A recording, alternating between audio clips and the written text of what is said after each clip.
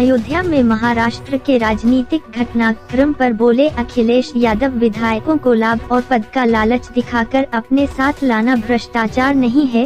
इस तरह की चीजें बूमरैंग करती हैं। बूमरैंग करके आपने देखा कि भारतीय जनता पार्टी का सफाया होगा। योग दिवस पर जिस तरह सरकार को डगमगाते देखा है, 2024 के बाद वही होगा। विपक्ष मजबूत है, विपक्ष को कोई झटका नहीं लगने वाला। जनता बदलाव चाहती है, समस्याओं का हल बीजेपी नहीं कर पाई। बीजेपी को हराने के लिए जनता मजबूत दल के साथ खड़ी है। यूपी के मुख्यमंत्री योगी आदित्यनाथ पर किया कटाक्ष, कहा आपने सरकार को डगमगाते हुए देखा होगा, इसे कोई भूल पाएगा। ओम प्रकाश राजभर पर किया तंज, कहा ज्यादा न बोले नहीं तो 1, 2, 3 विधायक भी नहीं गिन पाएंगे। अयोध्या में श्री राम जन्मभूमि मंदिर के दर्शन पर बोले अखिलेश यादव, जब पूरा निर्माण हो जाएगा दर्शन करने आएंगे, फिर हम आपसे भी कहेंगे हमारा भी मंदिर है, उसका भी दर्शन कराएंगे। प्रधानमंत्री ने कहा था छुट्टा जानवर खत्म कर देंगे, लेकिन लखनऊ से लेकर अयोध्या तक मैंने देखा है ट्रैफिक व्यवस्था छुट्टा जानवर संभाल रहे हैं। छुट्टा जानवर सड़क से नहीं हटा पाए।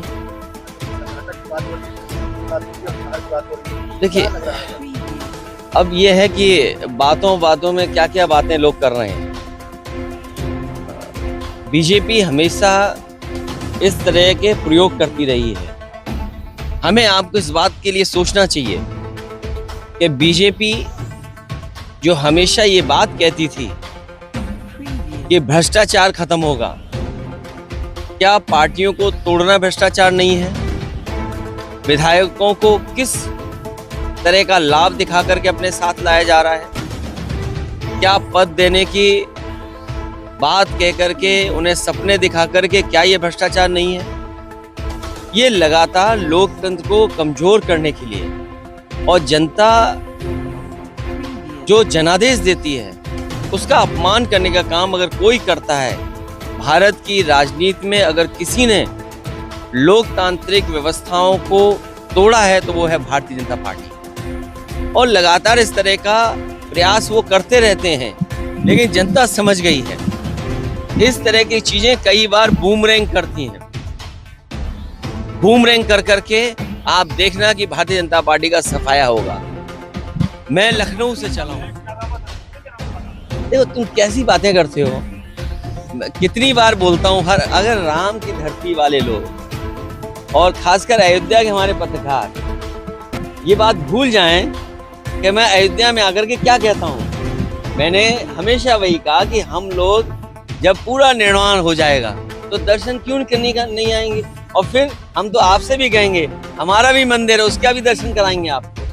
अगर आप हमें दर्शन कराने के लिए बुला रहे हो तो हम भी आपको न्योता देंगे और अपने नेताओं से कहेंगे सबके phone number, address, WhatsApp number याद रखना, तो हमारे भी मंदिर दर्शन में आप।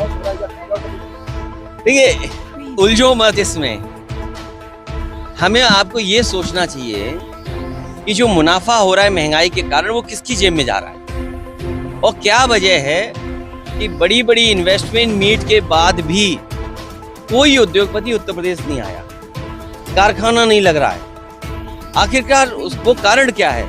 और फिर जिस बात को प्रधानमंत्री ने कहा हो कि छुट्टा जानवर खत्म कर देंगे, लखनऊ से आप अयोध्या चले जाओ, अयोध्या से गोरखपुर, गोरखपुर से देवरिया और आगे हिस्से में चले जाओ, बताओ ट्रैफिक का इंतजाम कुछ लोग नहीं संभाल रहे, सड़कों पर जानवर संभाल रहे हैं। बड़े दुख की बात है, $1 ट्रिलियन इकोनॉमी का सपना दिखाने वाले सड़क से जानवर नहीं हटा पा रहे। जनता बदलाव चाहती है, और ये जो समस्या है उसका समाधान बीजेपी नहीं कर पाई है। आप वही मैं कह रहा हूँ, जनता तैयार है बीजेपी को हराने के लिए। सवाल ये नहीं है कि कौन दल किसके साथ है, लेकिन जनता भारतीय जनता पार्टी को हराने के लिए मजबूत दल के साथ खड़ी होगी।